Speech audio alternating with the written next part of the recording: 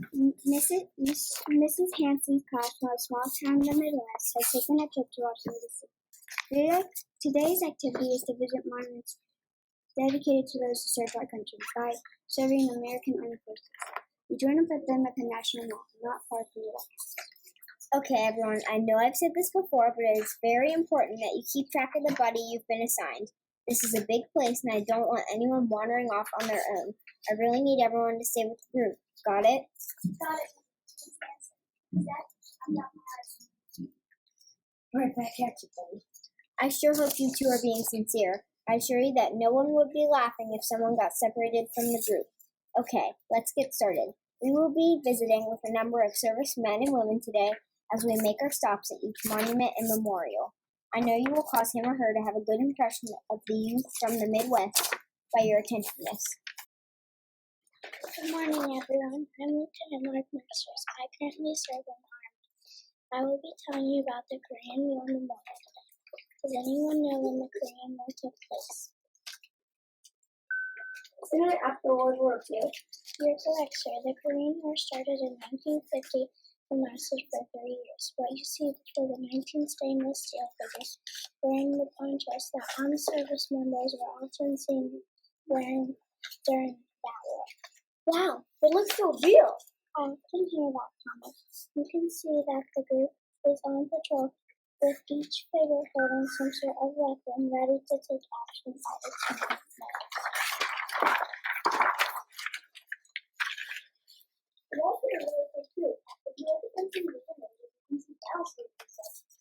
Yes, as you can see, this memorial contains walls of granite on each side, with images of troops moving by land, by air, and by sea sandblasted onto their surfaces. Cool, check that out. That wall there has words etched into it. Freedom is not free. Wow, that really makes me think. And it should, Tina. Everyone take about 10 minutes to look around the memorial, then we'll move on to another one. About 15 minutes later, Mrs. Hanson's class arrives at the Vietnam Veterans Memorial. Students, allow me to introduce you to Staff Sergeant Jason Reitz from the U.S. Marine Corps. Thank you, ma'am. Welcome to the Vietnam Veterans Memorial. This memorial honors the members of the United States Armed Forces who fought in the Vietnam War. This memorial sees about 3 million visitors each year. I want to ask you a question. How many of you have seen the movie Wall? Moving wall? I saw it with my grandpa a few years ago. He is a Vietnam veteran. Yes, I want to be your grandpa.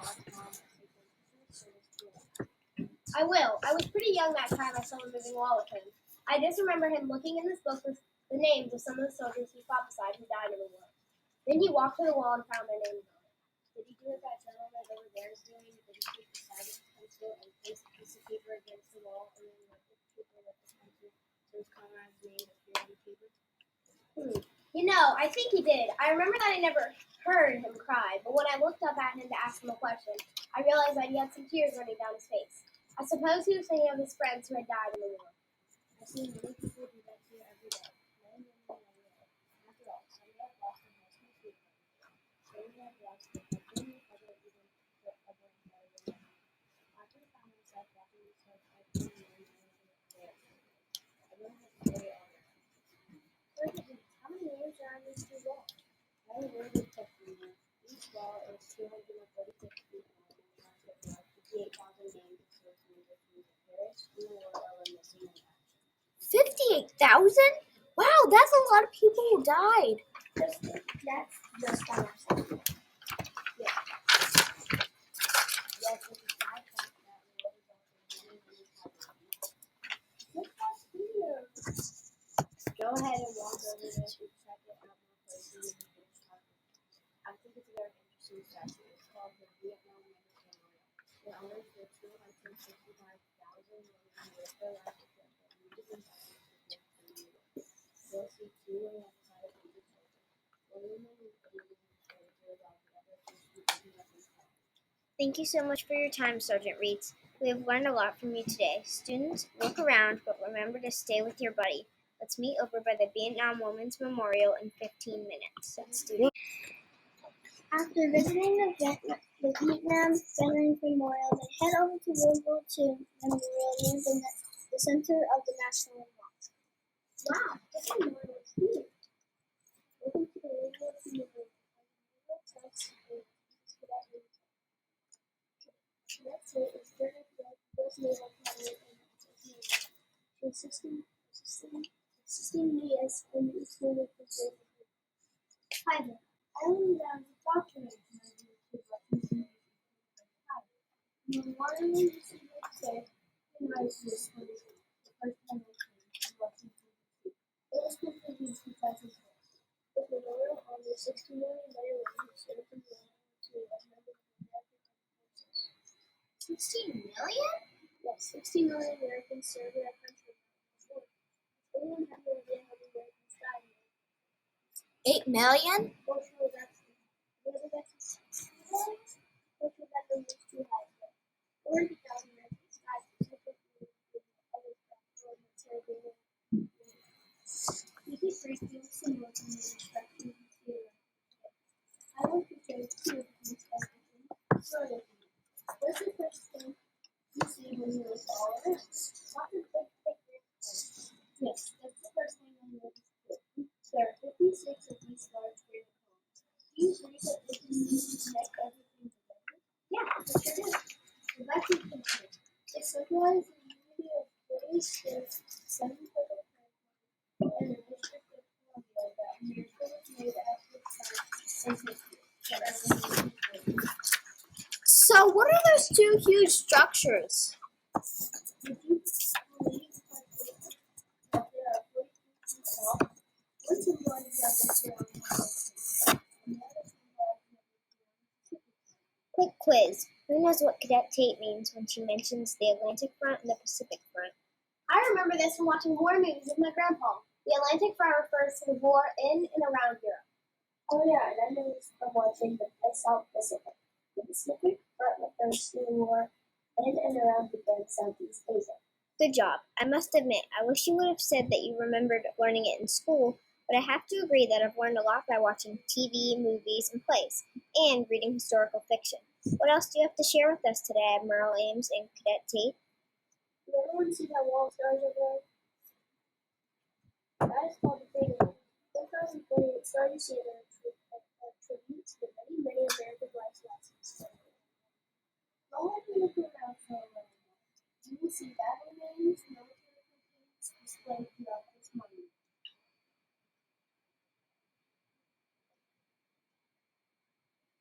Is there a memorial dedicated to World War I in Washington, D.C.? As a matter of fact, the United Nations Memorial. There is a National Museum dedicated to that. It is located in the city.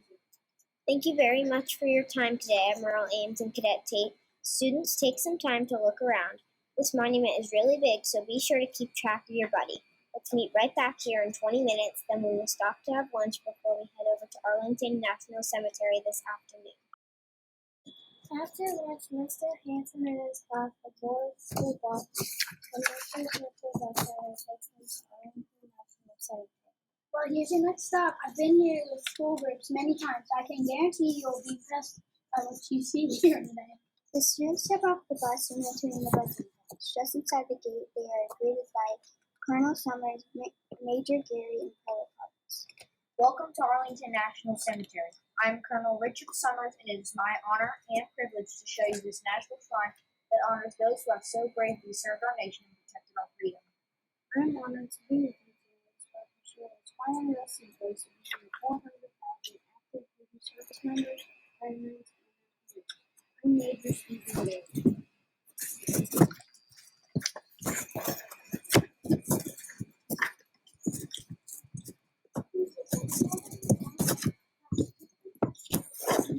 Yes, it is quite large, 624 acres large. In fact, at its present size. However, we are quickly running out of food. Private Parks, why don't you share a little bit about why that's the case? Certainly. I'll first introduce myself. I'm not at least as much as I think I'm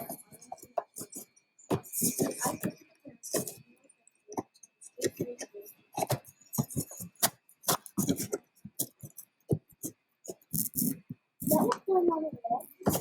Yes, it is.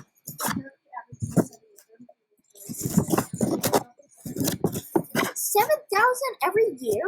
That means that just in the past 10 years, there have been 70,000 more people buried here. You are correct. I don't understand why you're pushing my matter. Does anyone have any religion for this year of international system? Millennium Project includes grants for 5 cemetery institution to make it continuing service institutions. For the next few years, there will be 27,000 new buildings to Arlington. But if you're averaging 7,000 burials a year, that will only last you 3 extra years. You are correct. Longer people should be considered the safety of the to service very many. Does anyone know the history of Arlington National Cemetery? Correct. Does anyone know the famous families that once lived here? You mean the Confederate Army, right? Yeah, that's it. I'm impressed with all the information this group already knows. Yes, General Robert E. Lee and his family left this property at the onset of the Civil War. The history actually goes a bit further back than even that, though. Why don't you share it with these students, Major Gary? Certainly, this is actually land that once belonged to the adopted grandson of George Washington. His name was George Washington Parke Preston. In 1857, he served for before the Civil War. He wrote the land to his daughter, Mary, and her husband, Robert E. Lee. Once General Lee and his family left the property at the start of the Civil War, federal troops made use of the land as a camp. Wow, I had no idea. This is just a little detail that I think someone would have.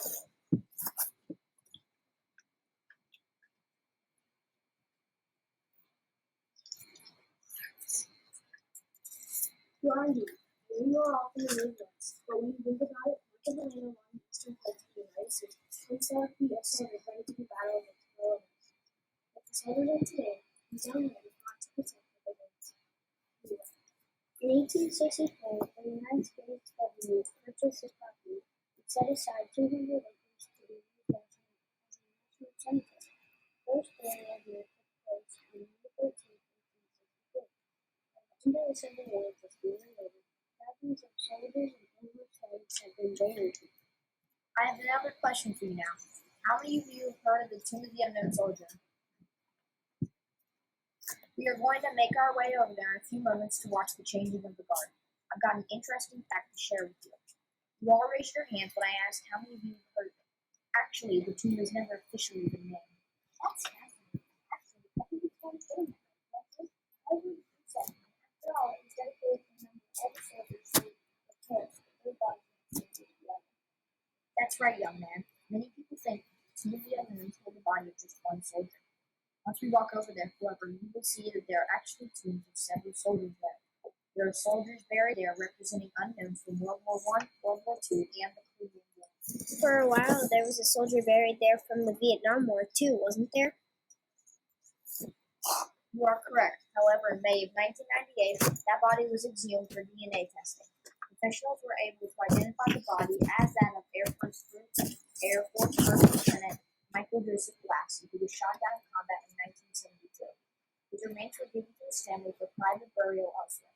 Since then, that crypt is remained there. Does anyone have any questions? Okay, then. I'll tell you. We are standing here in a attentive and respectful group, so I'm sure I don't need to tell you this, but I will do. The changing of the guard is a very sound movement. We request silence during this ceremony. I think we can quite impressive. The group is tomb of unknown. And watch the soldiers guarding the tomb marches back and forth from the black. At the top of the island, the class was assist the changing of the guard. The 2 new soldiers meet the current guard at the center of the mat. The commanding officer tells the guard to pass his orders. Soon the new guard steps onto the black mat and begins to march back and forth behind the tomb. Rifle in hand, while the two soldiers march away. Then the initial command the area and begins to explore the rest of the island. Wow, that's amazing. I think I'd like to go to tomb someday. It is a great honor to be chosen to be part of this elite regiment. Did you know that someone is guarding this tomb 24 hours a day, 365 days a year, no matter the weather? I remember hearing about a major blizzard in Washington, D.C. that day. Meaning that there was even a guard here marching during that famous blizzard? Yes, they are very dedicated, aren't they? Tyler, do you still think you'd like to guard the tomb? Yes, Mrs. Hanson, I think I would. Good for you. You can make that your goal. I know that there are other requirements to being chosen for this honor. Perhaps you will want to research this more when we get back to school next week. Late in the afternoon, they exit Arlington National Cemetery. I know where we're going next. We're going to the Iwo Memorial. Mrs. Hanson's class walks towards the memorial. The closer they get to it, the more massive and impressive it becomes to the school. Soon as they arrive, their petty officer and his staff sergeant are waiting.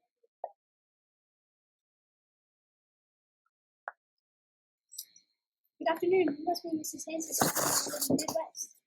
We are. It's a pleasure to meet you. I'm Staff Sergeant Howard Fry, and I'm joined today by Petty Officer Judy Lane. How have you enjoyed your day so far? That's been good. So neat to see all of them. I agree. It has been neat. It's also been sort of sad, though. So my hearing life made you feel a bit sad? Well, I can't help but think about the fact that my grandpa could have been one of those soldiers killed in the war. If that had happened, I would never have thought to know. I feel sad because I think of all the people who have died who never had a chance to have families and live the rest of their lives. And I think of all families that had to deal with the death of a loved one. I know how hard it was for my family and my aunt died last year. I've thought about that too. These memorials and grave sites mean something big to a lot of people. I'm glad to hear that you were thinking about these things. These memorials are so much more to many people than just huge statues and structures. These memorials represent much bigger things like freedom and bravery and sacrifice. All very important ideals. Wouldn't you agree? I think it's important to consider the sacrifices that the family of our military are required to make for our country. Day in and day out, they are called to sacrifice time with their lives to protect places. Some of those are called to accomplish significant sacrifice when they love their lives. Some people actually freedom is not free. So true. Okay, let's talk about the memorial that stands before you right now. Most people who visit refer to this as the Iwo Jima Memorial. But does anybody in this group know its official name? I know this. It's the Marine Corps Memorial. You're correct. How many of you knew it was based off on a photograph? The original photograph was taken by the Associated Press photographer Joe Rosenblatt at Iwo Jima on February 1945. As you can see, it depicts Marines proudly and forcefully planting the American flag into the soil of the South Pacific, signifying the conclusion of the American campaign during World War II. We invite you to walk around it slowly and see it from all angles. I find myself truly pleased by it. Mrs. Hanson's class and her students do just that. The events of the day have left everyone feeling unsettled. At dinner a short while later, they agree that it's been a wonderful day for us at Ace Company.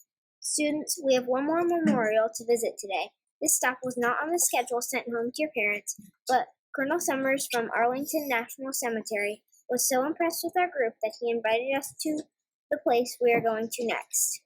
Mrs. Hanson and her students again did the best not knowing where they were going. Mrs. Smith, may I at least give us a hint where we're going? Nope. Please? Not a chance. I'm not going to risk getting an Army colonel mad at me for spilling the beans. I'm no fool.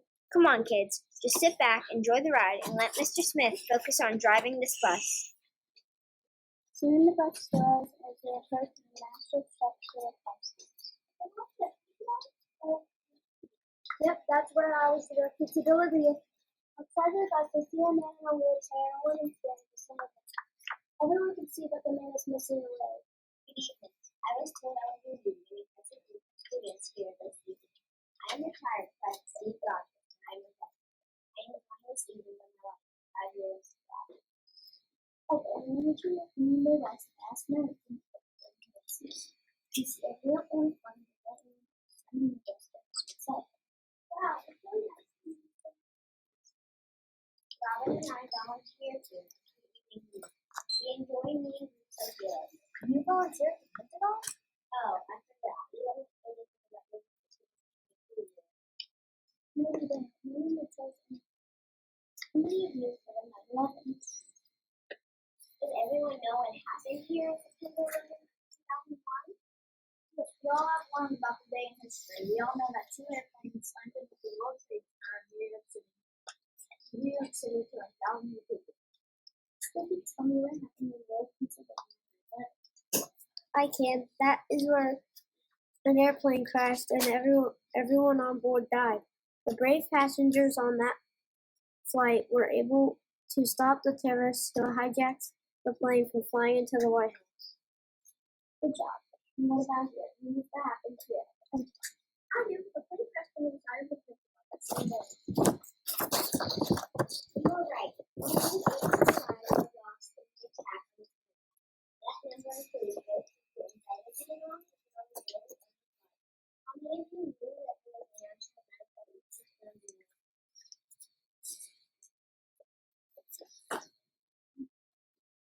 What you'll see is between the 184 benches and doors the same name. Each bench honors an individual who died in the attack. Each bench costs a 1 minute and a range. The youngest person here was 3 years old, and the oldest person was 71 years old. I invite you to walk around for a while and enjoy the simplicity of this memorial. I also ask you to think about the millions of people over the centuries who have risked and in some cases sacrificed their lives for freedom. You are doing this great nation today, sir. May I ask you, are you a veteran? Yes, sir, I am. I served in the United States Marine Corps for 25 years. During that time, I was stationed overseas for a total of 5 years. I saw combat in the Gulf War in 1991. Yes, sir, I am proud to say that I am. I salute you, sir. And I salute you as well.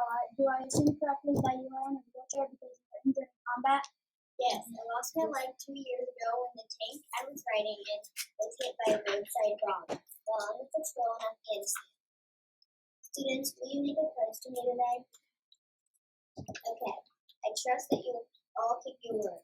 I ask you to pledge in your hearts that when Veterans Day and Memorial Day arrive on the calendar each year, you'll at least take a few moments to think about the freedom you enjoy and express your gratitude to our veterans by doing something kind for another person. No strings attached. Will you pledge that in your hearts right now?